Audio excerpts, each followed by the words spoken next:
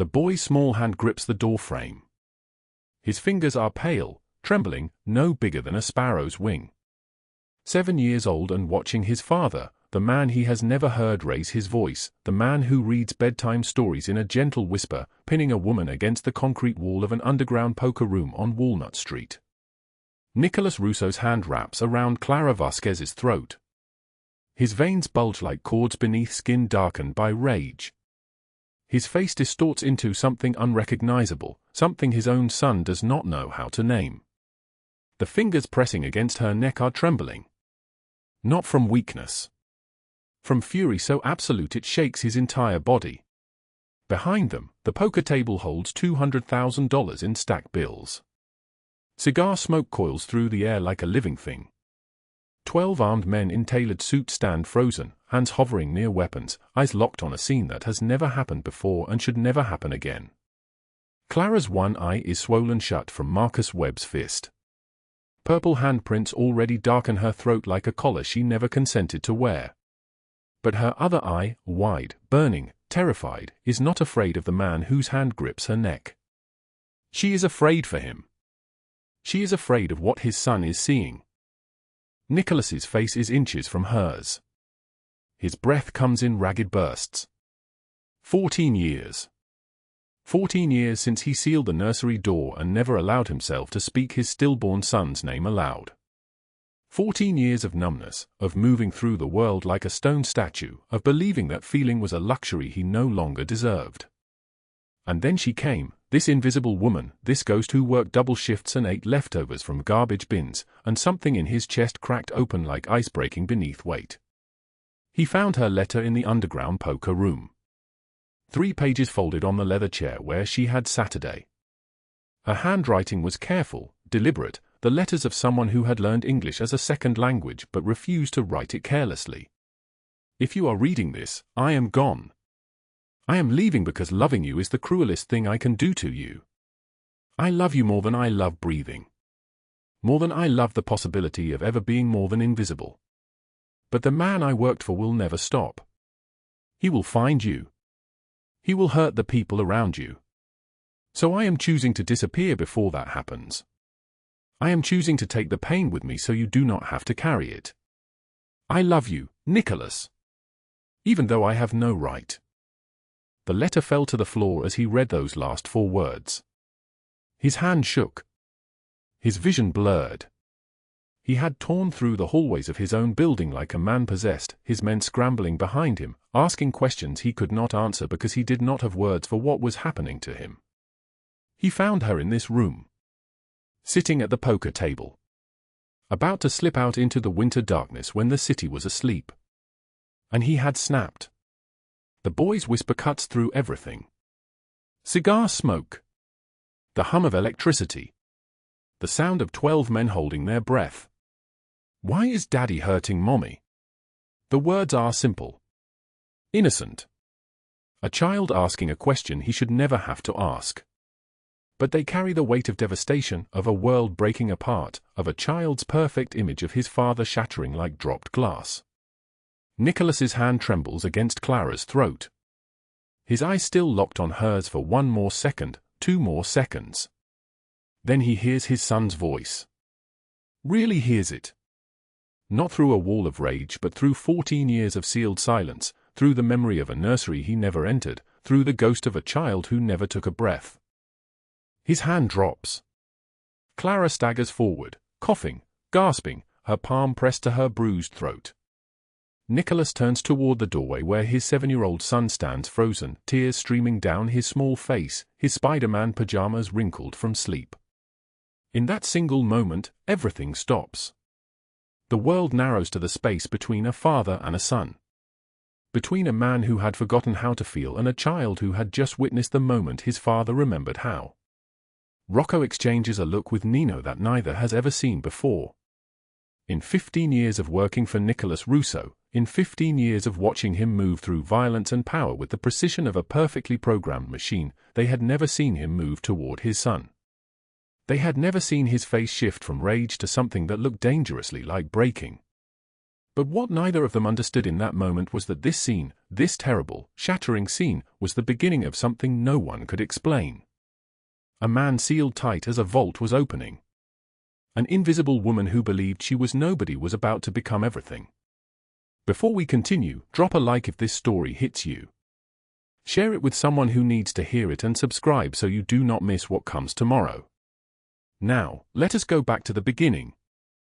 Let us understand how a woman sleeping in a 2003 Honda Civic parked behind the Greyhound station became the one person who could crack open the most dangerous man in Philadelphia.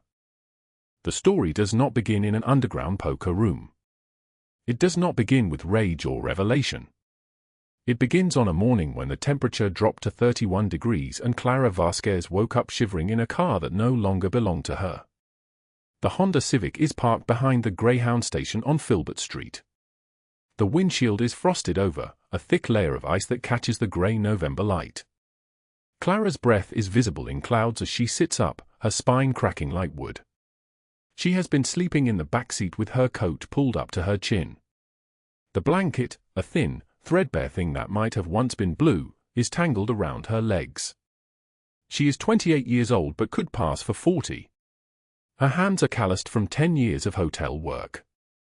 Her face is gaunt, the kind of thin that comes not from choice but from counting pennies and deciding between gas money and groceries. Her hair is dark, pulled back with a plastic clip that has been through the washing machine so many times the hinges barely hold. In her front pocket, she has $78. This is all the money she possesses. $78.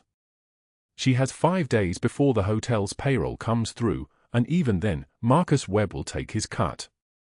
Even then, she will not have enough. She pulls out a crumpled piece of paper from the glove compartment. The edges are worn soft from handling. The words printed at the top read notice of foreclosure.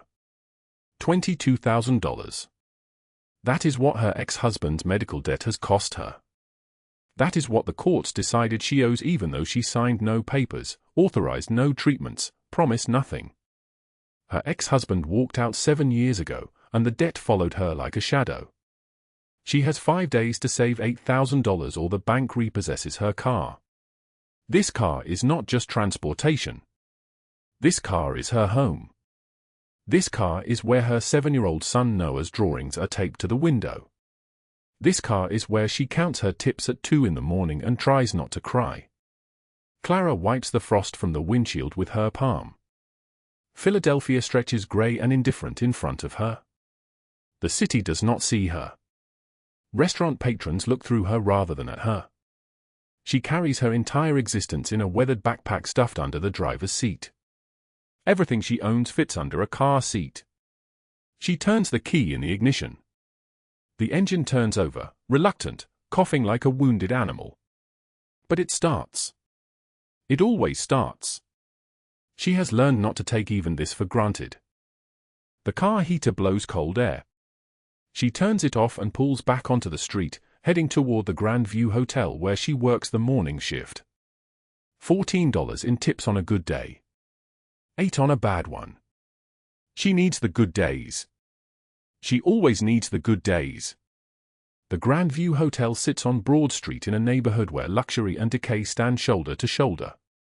The lobby is all polished marble and crystal chandeliers that cost more than Clara makes in a year.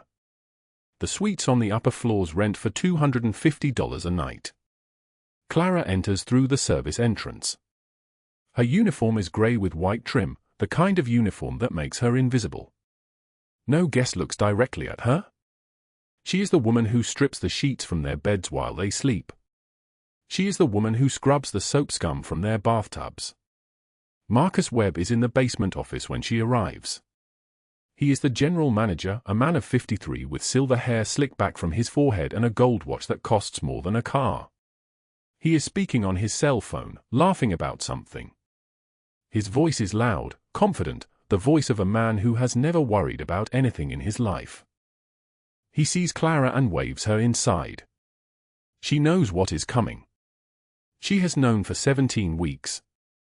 The tip pool, he says. He does not ask.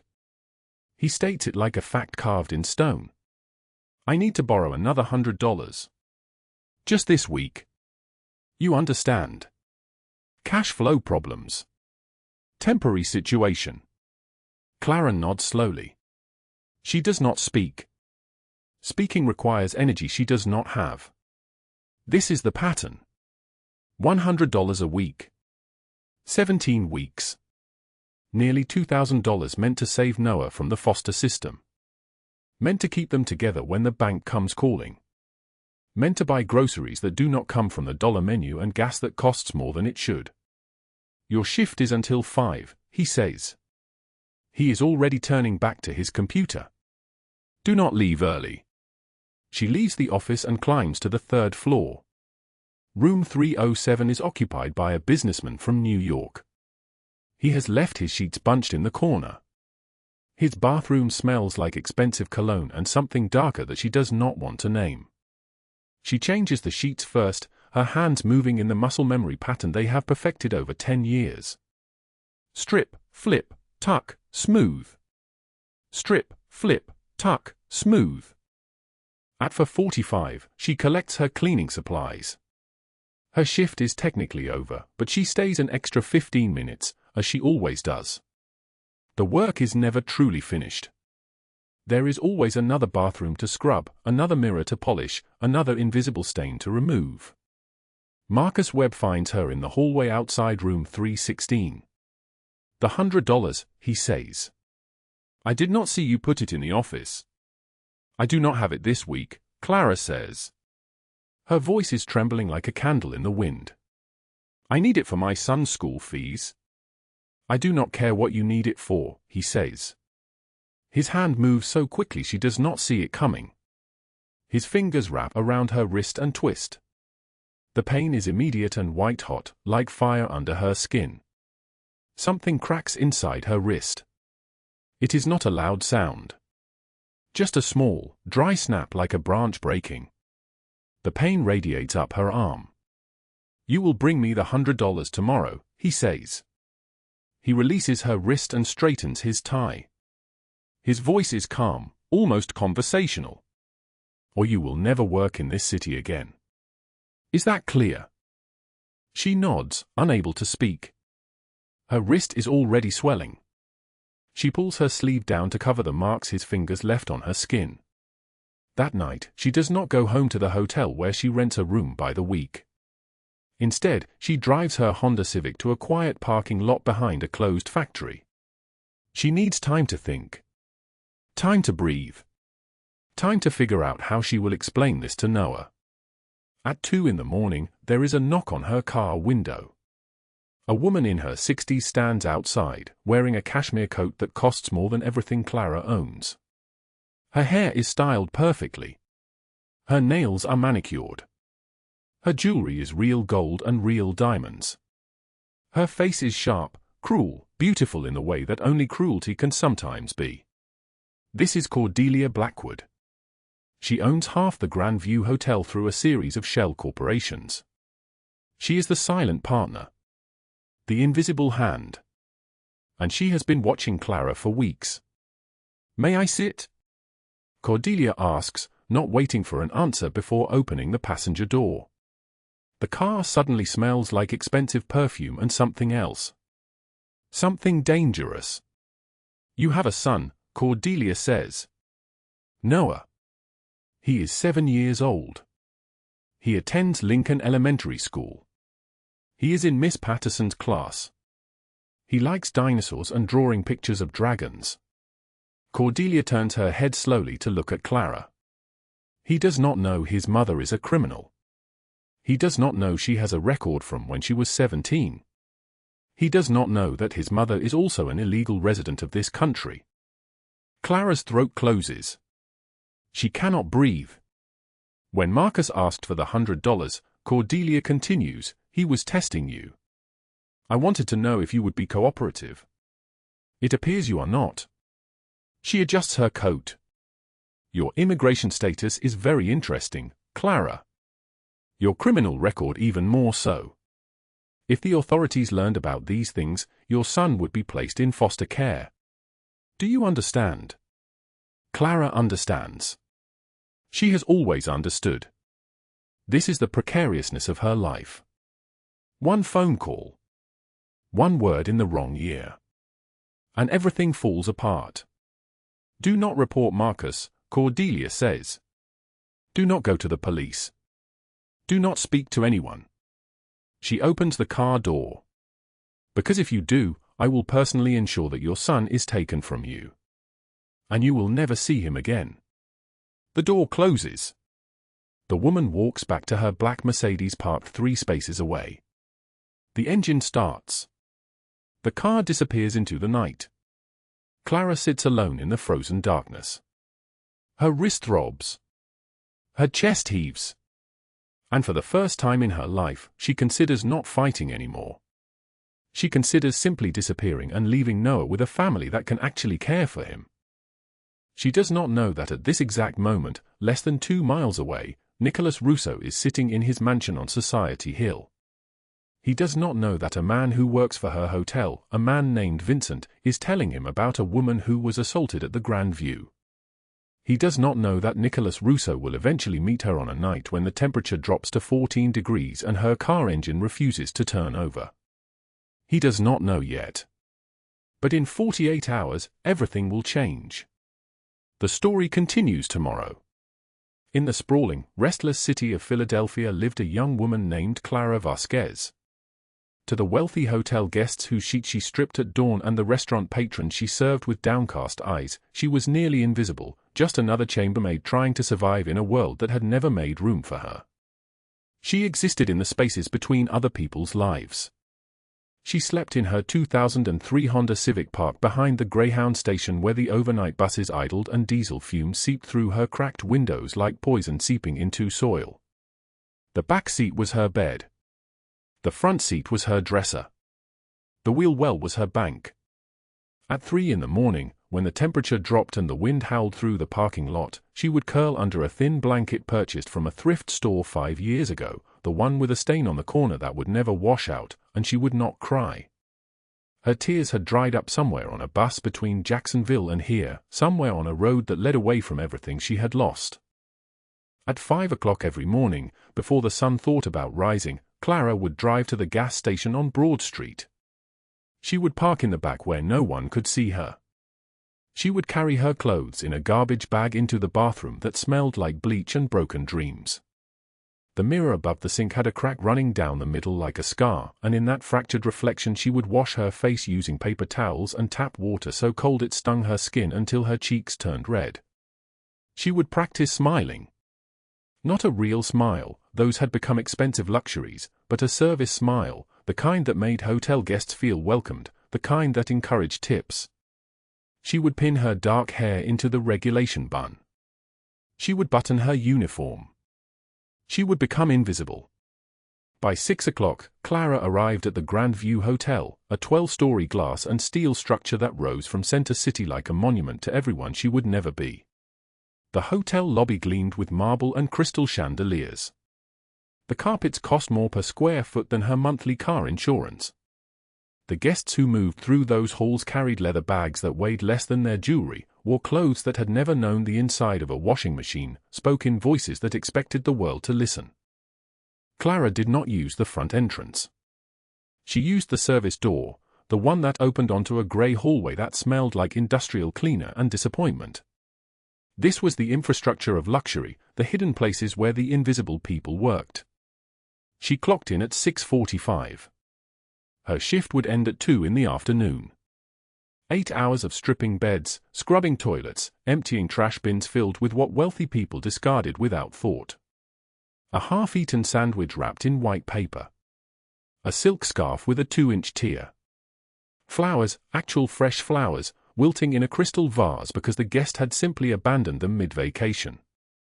She earned $7.25 per hour, which meant that on a good day, working overtime, she made approximately $60. On that good day, if the guests felt generous, she might receive $20 to $30 in tips, folded into corners or left on nightstands beside empty coffee cups. 17 weeks of good days had yielded $1,847. She had counted it many times. 17 times, to be precise, each time hoping the number had somehow grown without her permission, as if money could reproduce itself through the sheer force of her desperation. It had not. $1,847. It was a mountain. It was an ocean. It was everything and nothing at all. The reason the money mattered so much lived in a group home 17 miles north, in a building that used to be a Victorian mansion before it was converted into a place for children who had no one else. His name was Noah. He was 7 years old. He had dark eyes that looked older than 7, eyes that had seen things no child should see, and he had been Clara's reason for breathing since the moment he was placed in her arms in a hospital in Austin, Texas, before a social worker explained that she was 18 years old and unstable and unfit, that the best thing she could do for her son was to let him go. She had let him go. For 7 years, she had let him go. And every single day of those 7 years, she had worked toward the moment when she could let him come back. The group home cost $200,000 per year to operate. The foreclosure notice, crumpled and worn, now lived in a coffee can hidden in her car's wheel well. 60 days remained. The bank would seize the property. The children would be dispersed. Noah would vanish into the system that had already taken so much from him. Unless Clara could somehow gather $198,153 in 5 days.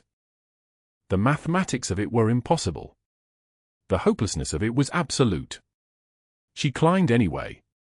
It was a Tuesday in November when everything fractured. The hotel was quiet that afternoon, the dead space between lunch service and dinner service when the lobby belonged to no one.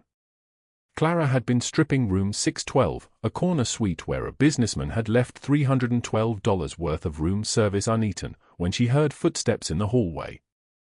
Heavy footsteps. The kind that belonged to Marcus Webb, the general manager, a man whose presence turned the air sharp and dangerous.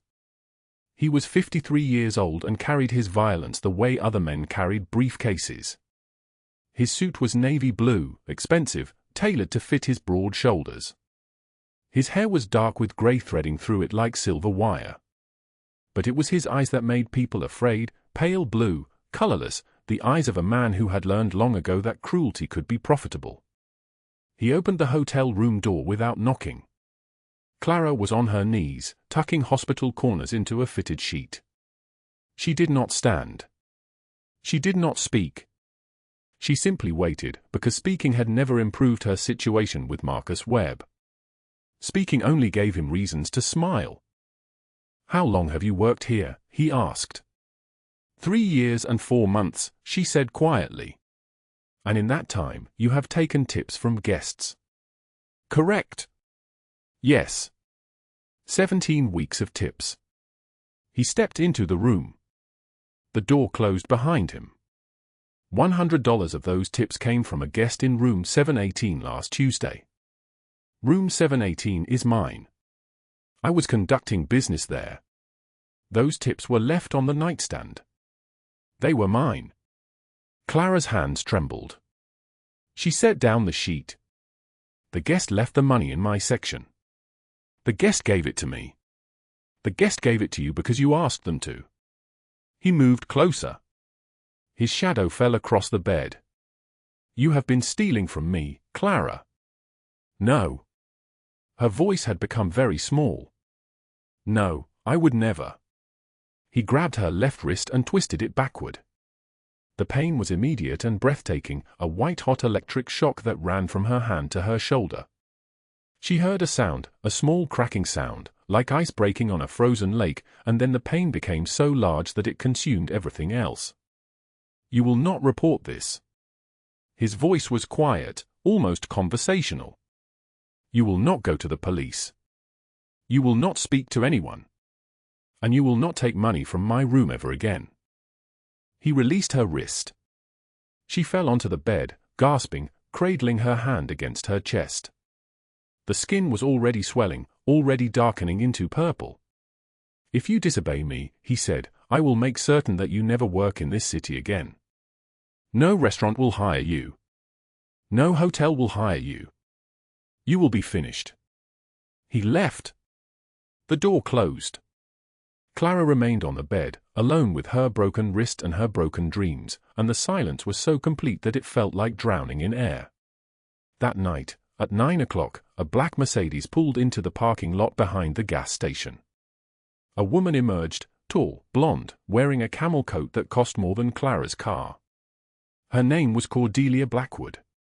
She owned half the Grandview through shell corporations and offshore accounts. She owned Marcus Webb the way a person owns a tool. She found Clara sitting in her Honda Civic, both hands trembling. "I know who you are," Cordelia said. She did not ask permission to sit. She simply opened the passenger door and Saturday. Marcus explained your situation. Your unfortunate tendency toward theft. Clara could not speak. Your immigration status is very interesting, Cordelia continued. Your criminal record even more so. Assault charges when you were 17. Did you know that deportation is a possibility? Did you know that once you are deported, Noah would be placed in permanent foster care? The words landed like blows. Do not report Marcus, Cordelia said. Do not go to the police. Do not speak to anyone. Because if you do, I will personally ensure that your son is taken from you. And you will never see him again. She left. The Mercedes disappeared into the darkness. Clara sat alone in her car, her wrist throbbing, her chest heaving, and for the first time in her life, she considered not fighting anymore. She considered simply disappearing and leaving Noah with a family that could actually care for him. She did not know that at that exact moment, less than 2 miles away, Nicholas Russo was sitting in his mansion on Society Hill, listening to a man named Vincent describe a woman who had been assaulted at the Grandview Hotel. She did not know that in 48 hours, everything would change. The basement of the Grandview Hotel smelled like industrial bleach and broken promises. Fluorescent lights flickered overhead, the kind that made everything look corpse-pale and wrong. Clara stood in the doorway of the staff room, her heart moving like something trapped in a cage, watching Marcus Webb count tip envelopes at the metal table. His fingers were thick and deliberate. He was humming. Humming, as though the world had not just ended. She had counted every shift for 17 weeks. Every dollar bill folded and placed in those white envelopes. $1,847. The number lived in her mind like a prayer. That money was supposed to save Noah. That money was supposed to keep him out of the foster system's grinding machinery, away from strangers' homes and strangers' hands. That money was everything. Clara's voice came out smaller than she intended. Mr. Webb, the tips from the past 17 weeks. I need them for Noah's home. Webb looked up slowly. His smile was the kind that did not reach his eyes. What tips? Her chest seized. The envelopes. You said you were holding them for safekeeping. He stood. The chair scraped against the concrete floor, a sound like nails on bone. He walked toward her, and Clara forced herself not to back away. Invisibility had taught her that backing away made people see you. Standing still made you blend into the walls.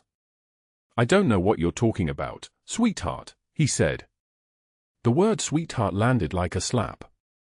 Clara's desperation broke through the careful silence she had cultivated for so long. Please. It's nearly $2,000. I counted every shift. Every single one. Please, Mr. Webb, I need that money. Noah's group home closes in 5 days if I can't pay, and I have nowhere else to. Webb grabbed her wrist. Not gently. Not as a warning. He twisted, and she heard something crack, small bone giving way like a branch in winter wind. The pain was so bright it turned white. She gasped but did not scream. Invisibility had trained her into silence long before this moment. His breath was on her face. Stale coffee and something rotten underneath. You report me, I'll make sure you never work in Philadelphia again. You understand me? A woman with your record, your immigration questions, you're expendable. Nobody's going to believe you. Nobody cares about maids. He released her. She stood there, cradling her wrist, feeling the swelling already beginning under her skin. Marcus Webb returned to his envelopes as though she had already disappeared. That night, The parking lot behind the gas station was empty except for Clara's 2003 Honda Civic. She sat in the driver's seat, both hands trembling. The cold November air leaked through gaps in the weather stripping. At 9 o'clock, a black Mercedes pulled in slowly. A woman emerged, tall, blonde, wearing a camel coat that probably cost more than 3 months of Clara's rent. Her name was Cordelia Blackwood. She owned half the Grandview Hotel through a network of shell corporations and offshore accounts that Clara could never understand. She owned Marcus Webb the way you own a hammer or a saw. Cordelia did not ask permission to sit. She simply opened the passenger door and lowered herself into the seat with a kind of grace that came from never being told no. "I know who you are," Cordelia said. Her voice was smooth as cream poured over broken glass. "Marcus explained your situation. Your unfortunate tendency toward theft." Clara could not speak. Her wrist throbbed with each heartbeat. "Your immigration status is very interesting," Cordelia continued, studying her manicured nails as though Clara was barely worth looking at. "Your criminal record even more so. Assault charges when you were 17. Did you know that deportation is a possibility? Did you know that once you are deported, Noah would be placed in permanent foster care? Children in the system, Clara, they get lost. Families forget to visit. The paperwork gets misplaced." The words landed like body blows. "Do not report Marcus," Cordelia said. "Do not go to the police. Do not speak to anyone. Because if you do, I will personally ensure that your son is taken from you. And you will never see him again." She left. The Mercedes disappeared into darkness like a shark sliding back under black water. Clara sat alone in her car, her wrist screaming, her chest heaving, and for the first time in her life she considered not fighting anymore. She considered simply disappearing and leaving Noah with a family that could actually care for him. She did not know that at that exact moment, less than 2 miles away on Society Hill, Nicholas Russo was sitting in his study listening to a man named Vincent describe a woman who had been assaulted at the Grandview Hotel. Friday night came clear and brutal. The temperature dropped to 14 degrees. The sky was sharp with stars, diamonds scattered across black velvet. Clara's Honda Civic sat on the shoulder of Interstate 95, engine dead, breath visible in the moonlight like a ghost trying to escape her body. She had tried the ignition 40 times. It turned over weakly, barely, refusing her final mercy of movement. She sat in the darkness and the cold. Nobody passed. The world had forgotten her completely. She looked at her remaining money, $78 crumpled on the passenger seat. Noah's group home closed in 5 days. The foreclosure notice was wrinkled in her jacket pocket, the words already memorized through her skin. 48 hours into homelessness and she was running out of air. For the first time, Clara allowed herself to cry. The tears froze on her cheeks before they could fall. Then headlights cut through the darkness. 3 black SUVs slowed, pulled onto the shoulder in formation, positioning themselves around her dying car like predators recognizing prey. Men emerged, tall, broad-shouldered, wearing dark suits that fit them like second skin. Their movements were coordinated, practiced, dangerous. The men flanked a taller figure. He wore a black wool coat that probably cost more than everything Clara owned combined. His face was sharp, sculpted, framed by dark hair silvered at the temples. His eyes were storm gray and burning. Nicholas Russo stopped when his headlights caught her face. One eye completely swollen shut. Purple handprint bruises circling her throat like a collar she never consented to wear. Blood dried at her hairline. The scar on her wrist visible through the car window, already darkening into something permanent. Something in his chest cracked open. 14 years. 14 years since he had felt anything break. "Open the door," he said. His men moved without question. They extracted her carefully from the car. She was shaking from cold and shock, her body folded into itself like something broken. Nicholas removed his coat, the one that cost more than her annual salary, and wrapped it around her shoulders. The wool was warm and expensive and utterly foreign against her skin. His voice was measured and deadly calm. Who did this to you? Clara's teeth chattered. Nobody. I'm nobody. One of the men, Rocco, thick and scarred and loyal for 15 years, exchanged a look with Nino. Neither had seen the boss like this before. Not in all their years of working for him. Not once. Nicholas crouched to her eye level, his hand hovering near her bruised face but not touching, as though she might shatter. Tell me their names. She shook her head. You're coming with me, he said. It was not a question. They drove to his compound on Society Hill, marble floors that echoed like cathedral spaces, armed guards at every entrance, wealth that moved through the air like something you could touch. Clara sat in his study clutching a blanket, still wearing his coat, her eyes moving across mahogany bookshelves and paintings that cost more than houses. Nicholas brought her tea himself. His men froze in shock. Rocco nearly dropped his phone. The boss did not make tea. The boss did not sit across from anyone with that expression, like she was something rare and broken that needed careful handling. When did you last eat?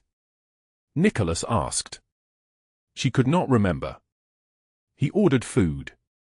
While she ate, small, careful bites like she expected it to disappear, he sat across from her, watching with an intensity that should have frightened her but didn't. There was something in his eyes that recognized her. Something that saw her when she had spent so long being invisible. Tell me why you were on that highway, he said. She revealed pieces, the hotel, sleeping in her car, Noah in the foster system, the way the world had narrowed down to mathematics. The numbers, $200,000 in 5 days. 17 weeks of tips. $1,847 saved. And then nothing. $78 left. That was all she had in the world. His jaw tightened. Give me his name again. Marcus Webb, she whispered. Nicholas texted Rocco one word, find him. The next morning Clara woke in a bedroom larger than her car. The sheets were Egyptian cotton. Sunlight moved across hardwood floors. She found Nicholas in the kitchen making coffee, a domestic scene that made Nino, standing guard by the entrance, question everything he thought he knew about his boss. You'll stay here until you're healed, Nicholas said. It was not an offer. Clara gestured helplessly at the marble, the guards, the absolute impossibility of her presence in this world. I don't belong here. I'm nobody. She had no words for what he was. Nicholas interrupted. His voice was raw in a way she had not heard before. 14 years ago my son was stillborn. I sealed the nursery door. Never spoke his name aloud. Never let myself feel anything. He met her eyes.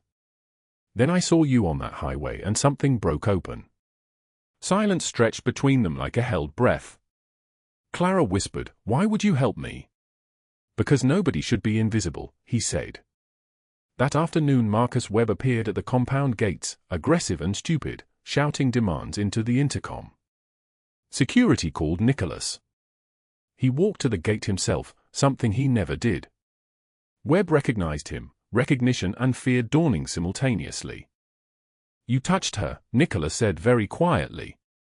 Webb tried to bluster. She's nobody. A lying. You twisted her wrist until it cracked, Nicholas interrupted. You put your hands on her throat. Webb went pale. He left quickly. That evening Cordelia Blackwood called. Nicholas answered on the second ring. Mr. Russo, I understand you're sheltering one of my hotel workers.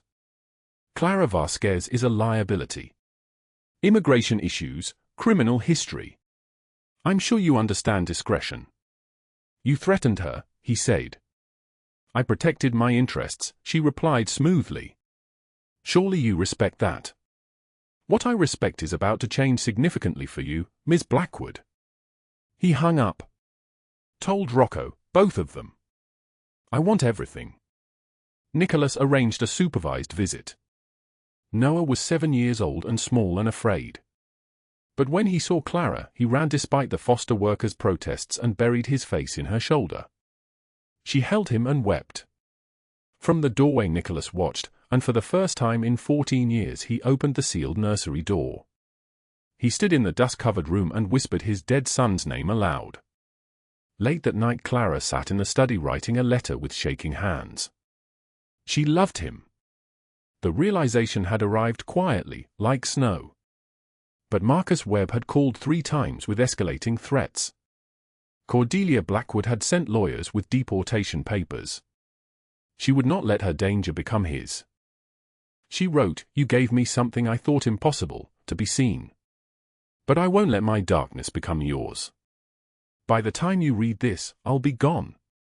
She folded the letter, placed it on his desk, took her backpack, walked toward the door. What she did not know was that Nicholas had cameras everywhere. The winter morning broke cold and sharp, frost clinging to the gates of the compound like a curse that could not be shaken. Clara stood behind Nicholas, her breath visible in the crystalline air, watching everything she feared converge at once. Marcus Webb arrived first, drunk on stupidity and rage, 6 men flanking him like shadows that had learned to walk. He screamed at the gates, his voice cracking with desperation. "You think you can steal my employee? I know people. I know people in this city." Behind him, 3 blocks away, Cordelia Blackwood's black Mercedes pulled to the curb, and she stepped out wearing a coat that cost more than Clara's entire year of wages, papers clutched in her manicured hands like weapons. Webb lunged for the gate, and Nicholas walked out into the morning light with Rocco and Nino flanking him like bookends of violence. The boss moved slowly, each step deliberate, controlled, a man who had learned long ago that speed was wasted on the inevitable. Webb saw Clara behind the iron bars and his face twisted. "Get out here, you lying bitch. You're done in this city. You're finished." He threw himself at the gate, and Nicholas caught his wrist, the same wrist he had twisted on her only days before, and applied pressure. Just pressure. No drama. Just physics.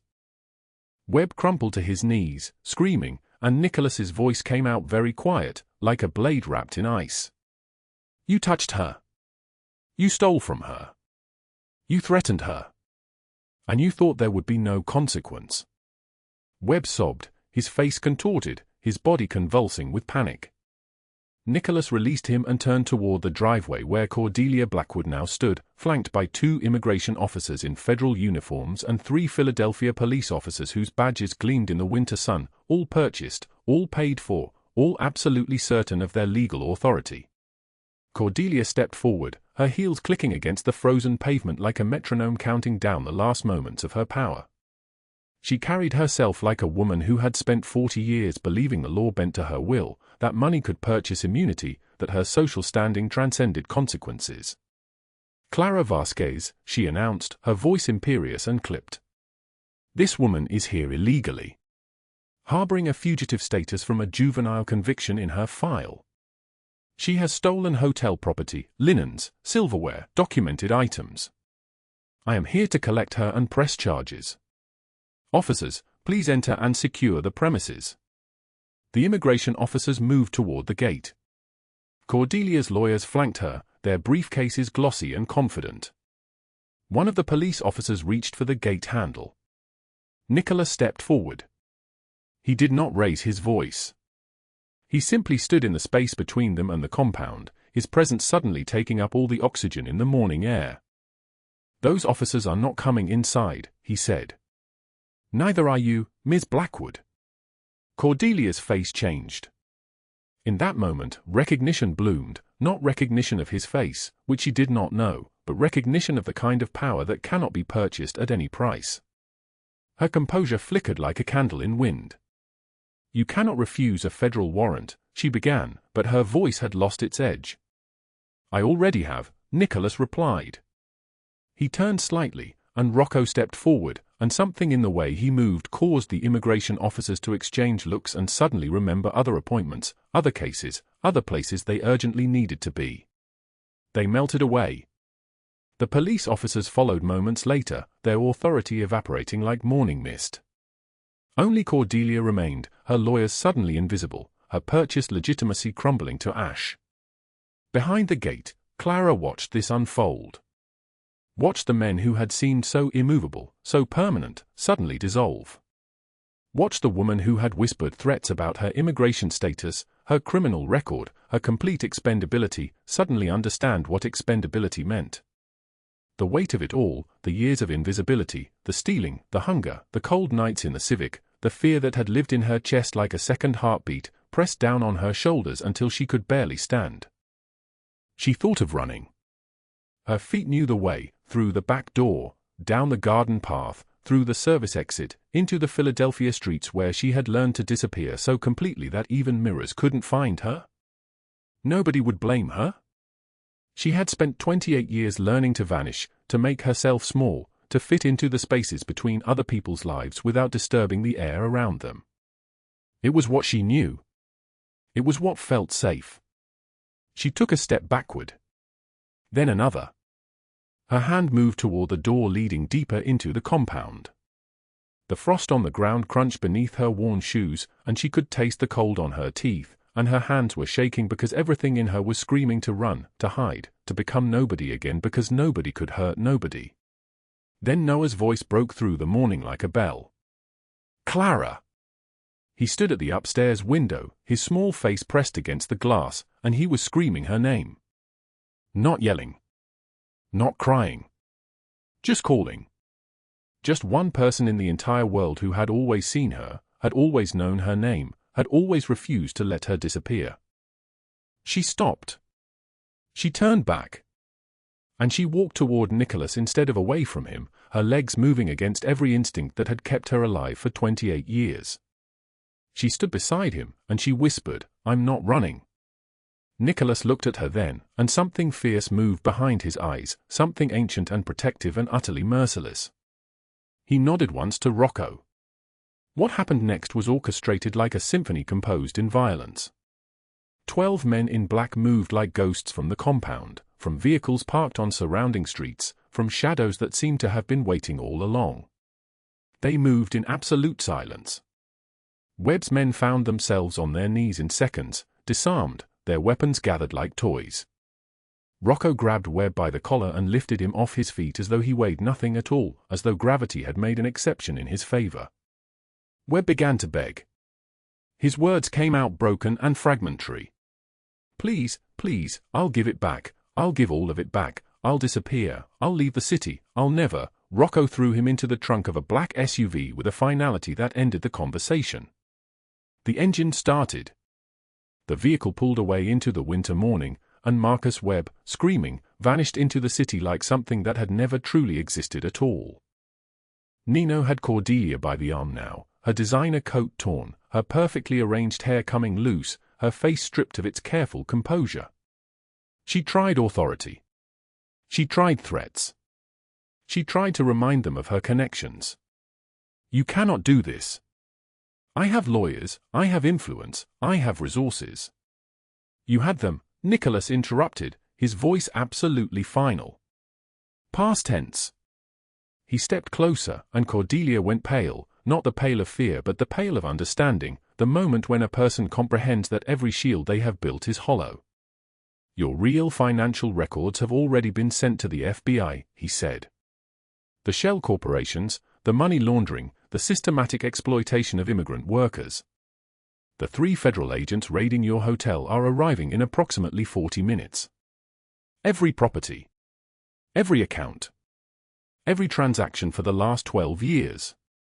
Cordelia's face crumbled. Her mouth opened and closed without sound. "That's 40 years, she whispered. "That's 40 years in federal prison." "Minimum," Nicholas confirmed. "You told Clara Vasquez that she was nobody. Let us see how you handle being nobody." She tried to run. Nino blocked her path with the casual efficiency of someone who had anticipated this moment. Within minutes, federal vehicles arrived silently and with absolute precision. 3 FBI agents emerged, their uniforms immaculate, their authority real and permanent.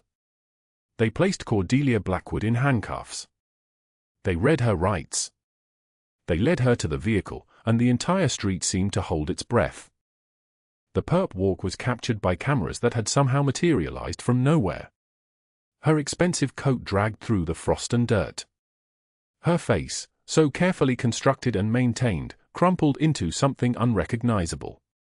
She was screaming, begging, her voice cracking with the desperation of someone who suddenly understood that money could not purchase forgiveness, that power was always temporary, that the ground beneath privilege was thinner than glass. Nicholas watched without expression until the vehicle pulled away. Then he turned to find Clara, but she was not there. The gate stood open. The compound was quiet except for the sound of a small boy running down the stairs, his feet thundering against wood, his voice calling, "Clara? Clara, where are you?" The morning light caught the frost, and everything seemed to pause in that crystalline moment between destruction and whatever came next. Somewhere in the city, Marcus Webb was being delivered to people who had very different uses for him. Somewhere in a federal holding facility, Cordelia Blackwood was beginning to understand the true meaning of consequence. And inside the compound, a small boy reached the bottom of the stairs searching for the woman who had finally chosen not to run. The underground poker room on Walnut Street exhaled cigar smoke like a living thing, thick, gray, coiling through the air in patterns that caught the hanging lights and scattered them into fragments. The green felt tables gleamed under brass fixtures worth more than Clara's annual salary. Stacks of cash lay scattered across the main table, precisely arranged, emotionless. $200,000. Exactly what Noah needed. Exactly what she could never provide. Clara sat alone at the empty table, her hands trembling so violently she had to grip the edge to keep them still. In front of her lay the letter. She had written it 3 times, crossing out words, rewriting them, searching for language that could explain the unexplainable. How do you tell someone you love them more than breathing but love means leaving? How do you describe the arithmetic of sacrifice, that one life removed from the equation saves 3? The letter was folded now, her name written on the envelope in careful script. Sophia Rivera. Not Clara. Never Clara in writing. That name belonged to the woman she had tried to become, and becoming was a luxury she could not afford. Footsteps approached from the corridor. They were measured, unhurried, the footsteps of someone who owned every room he entered. Nicholas Russo emerged from the shadows, and the guard stationed at the threshold, 12 men in black suits, their shoulders broad enough to block doorlight, withdrew without a gesture. They simply knew. In 15 years of serving him, they had learned to read the smallest shift in his posture. He saw her and stopped. The room itself seemed to pause. The distant hum of the city beyond the brick walls, the soft rattle of the ventilation system, the nearly inaudible ticking of a clock somewhere in the darkness, all of it pressed into the silence like a held breath. Nicholas crossed to her with slow deliberation. He was still wearing the charcoal suit from the morning, the white shirt open at the collar, the gold watch catching lamplight. The scar that ran from the corner of his eye to his jaw seemed deeper in this light, a map of old violence. He picked up the letter without asking permission. His hands were steady, they always were, until he began to read. Then something shifted. His jaw tightened. His eyes moved across the words with the intensity of someone reading a death sentence. When he finished, he set it down with the care of someone handling something sacred and irreplaceable. "You were going to leave," he said. His voice was deep and solid like an oath, but underneath it ran a tremor she had never heard before. Clara could not meet his eyes. Looking at him felt like looking directly into something burning. "I couldn't let them hurt you." "They cannot hurt me. Everyone can be hurt." Her voice came out barely a whisper, shattered like glass. "I've spent my whole life invisible because visible means vulnerable.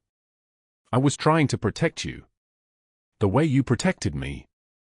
Nicholas crossed to her slowly.